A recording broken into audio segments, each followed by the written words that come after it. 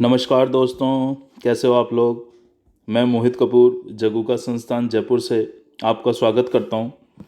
और आज current affairs का एक टॉपिक लेके आपके सामने उपस्थित हुआ हूं। जैसा कि आपको पता है, आज 30 अप्रैल है। और जो 30 अप्रैल है, 30 अप्रैल को हम एक दिवस मनाते हैं जिसकी 2 वर्ष पहले शुरुआत की गई थी। 30 अप्रैल, मैं यहाँ लिख देता हूँ, 30 अप्रैल को एक दिवस है। और इस दिवस का नाम एक योजना के नाम पे है, आयुष्मान भारत दिवस।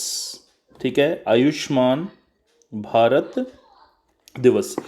30 अप्रैल को प्रतिवर्ष आयुष्मान भारत दिवस मनाया जाता है और आज 30 अप्रैल है, आयुष्मान भारत दिवस है। और इसलिए ये वीडियो मैं पोस्ट कर रहा हूँ। और कुछ बेसिक प्रावधान हैं जो आपको जानने ज़रूरी हैं परीक्षा की दृष्टि से। तो आप प्लीज़ इस वीडियो को देखिए। अगर चैनल को सब्सक्राइब नहीं किया है तो सब्सक्राइब कीजिए। मैं आपको दोस्तों बता देना चाहता हूँ कि आप प्लीज़ इस चैनल से जुड़िए।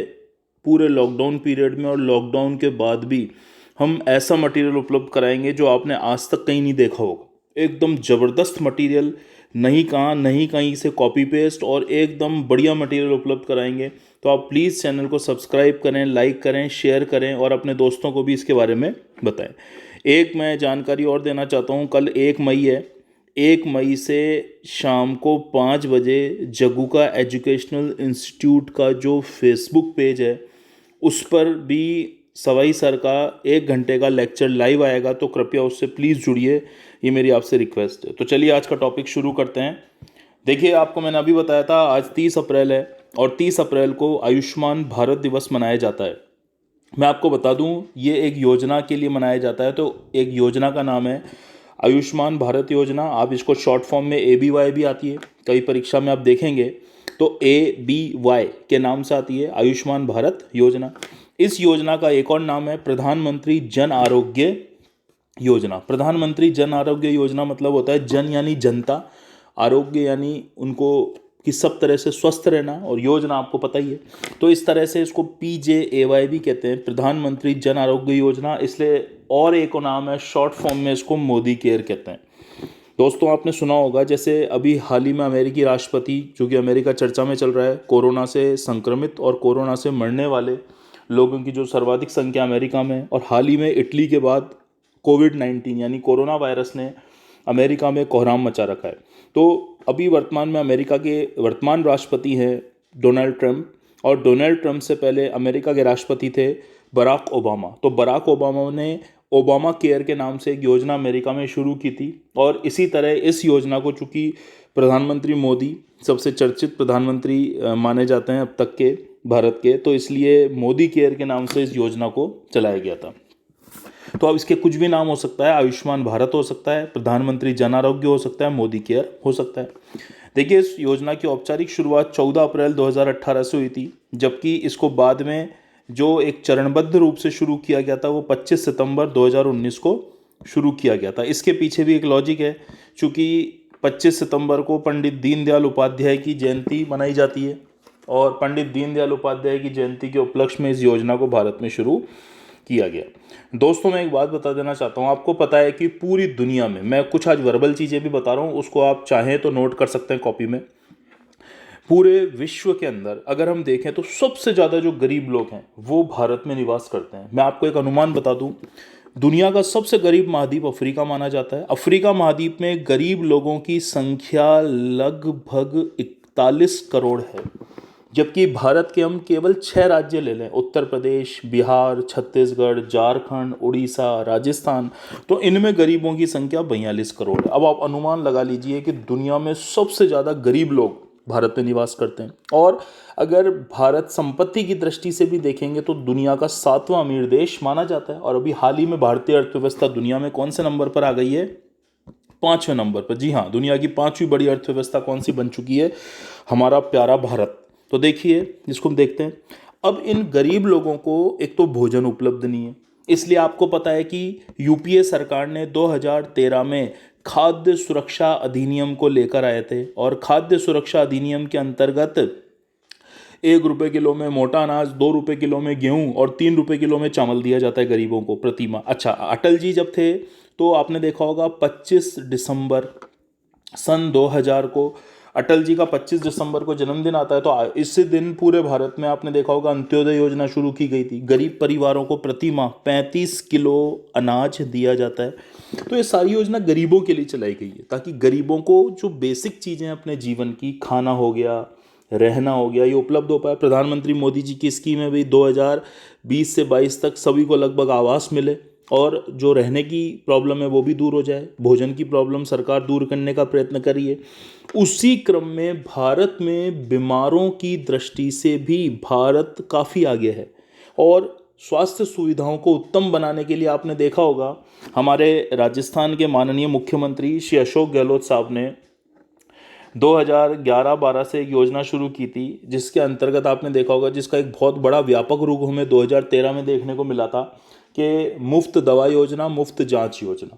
तो आपको पता है राजस्थान की किसी भी हॉस्पिटल में, सरकारी हॉस्पिटल या जो पैनल में जो हॉस्पिटल शामिल है, वहाँ चले जाइए आप, आपकी फ्री में पर्ची कटेगी, फ्री में दवा मिलेगी, फ्री में जांच होगी, और बहुत ऐसी अच्छी अच्छी फैसिलिटी। और ये योजना अलग अलग नाम से भारत के अलग अलग राज्यों में चल रही है। उसी को गति प्रदान करते हुए प्रधानमंत्री मोदी या हमारी केंद्र सरकार द्वारा एक योजना शुरू की गई थी, जिसको आयुष्मान भारत योजना बोला जाता है। और इसके अंतर्गत जो गरीब से गरीब लोग हैं, उन्हें स्वास्थ्य सुविधाएं उपलब्ध कराई जाएगी बिल्कुल निःशुल्क, और साथ ही साथ क्या कराया जाएगा कि उनका इंश्योरेंस बीमा भी किया जाएगा। तो देखिए इसकी कुछ प्रावधान देखिए। कुल भारत में 10.74 करोड़ लोग, ये देखिए फिगर, 10.74 करोड़ परिवार इससे लाभान्वित होंगे। अब एक परिवार में हम औसतन 5 सदस्य मान लेते हैं, तो टोटल कितने सदस्य हो गए? 5 करोड़ लोग हो गए, 50 करोड़ लोग हो गए, तो 50 करोड़ लोग इससे लाभान्वित होंगे।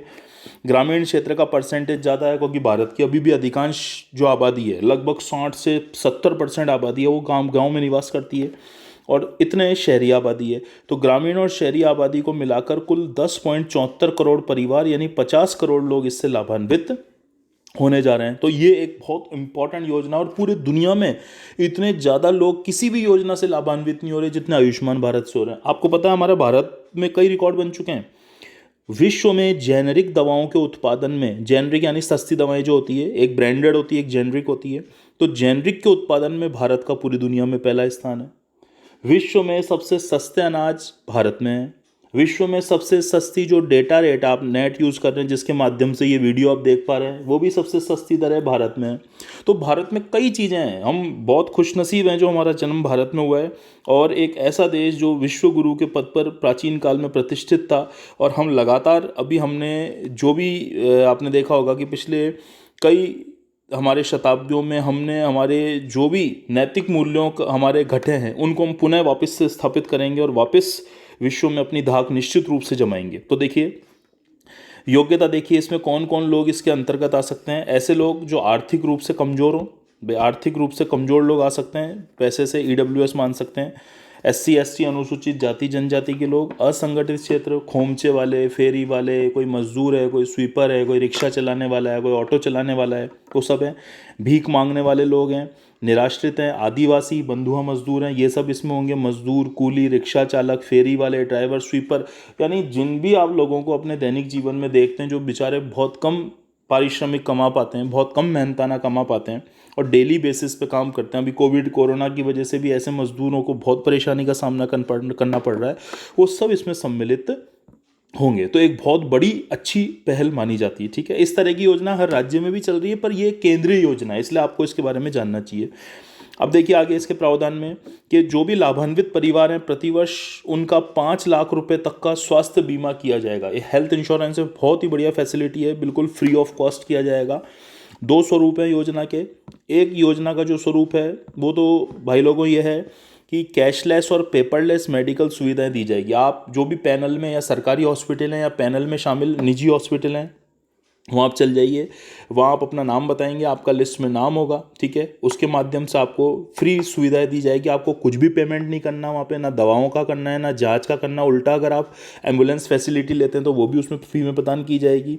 फ्री दवा दी जाएगी। अगर आपके कोई प्रॉब्लम है, कोई सर्जरी है, यहाँ तक कि हार्ट की सर्जरी है, डायलिसिस है, हार्ट में स्टेंट डलना है, बाईपास सर्जरी होनी है, वो सब भी इसमें बिल्कुल फ्री ऑफ कॉस्ट की जाएगी।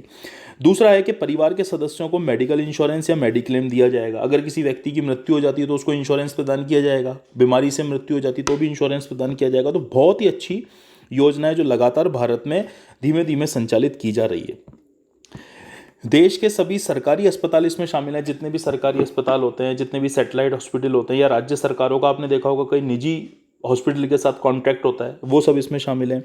निजी क्षेत्र में ऐसे अस्पताल शामिल किए जाएंगे जिसमें कम से कम 10 बेड की सुविधा हो। ठीक है। इसी तरह भारत की 40% जनता, इससे देखिए बहुत बड़ा आंकड़ा है, दुनिया का दूसरा जनसंख्या की दृष्टि से सबसे बड़ा देश, 135 करोड़ की आबादी के साथ भारत है, और 135 करोड़ का भी 40% इससे प्रभावित हो रहा है। मैं नहीं समझता, आप कहीं भी देख सकते हैं, मैं स्पष्ट रूप से 100% कह रहा हूं कि इससे बड़ी मेडिकल फैसिलिटी योजना पूरी दुनिया में कहीं पर नहीं है। ठीक है। अच्छा, आपने देखा होगा पुरानी हमारी यूपीए सरकार थी, केंद्र सरकार, जब मनमोहन सिंह जी हमारे प्रधानमंत्री थे, तो यूपीए सरकार के समय योजना चालू की गई थी, राष्ट्रीय स्वास्थ्य बीमा योजना। इस योजना के प्रावधानों को आयुष्मान भारत योजना में मिला दिया गया है, और अब इस योजना को आयुष्मान भारत योजना के अंतर्गत ही सम्मिलित कर दिया गया। तो देखिए दोस्तों, बिल्कुल छोटी सा एक टॉपिक था जिसके बारे में आपको पता होना चाहिए। लगातार पिछले साल क्वेश्चन आए हैं, इस साल भी निश्चित रूप से क्वेश्चन आएंगे। हाँ, ऑब्वियसली कोरोना पे तो आएंगे ही आएंगे।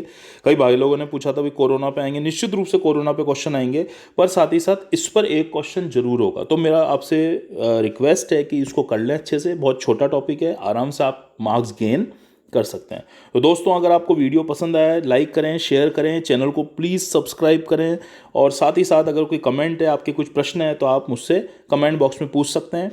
और ये वीडियो देखने के लिए बहुत बहुत धन्यवाद। अगला टॉपिक राजस्थान जीके का और करंट अफेयर्स का लेके हम जल्दी प्रस्तुत होंगे। बहुत बहुत धन्यवाद।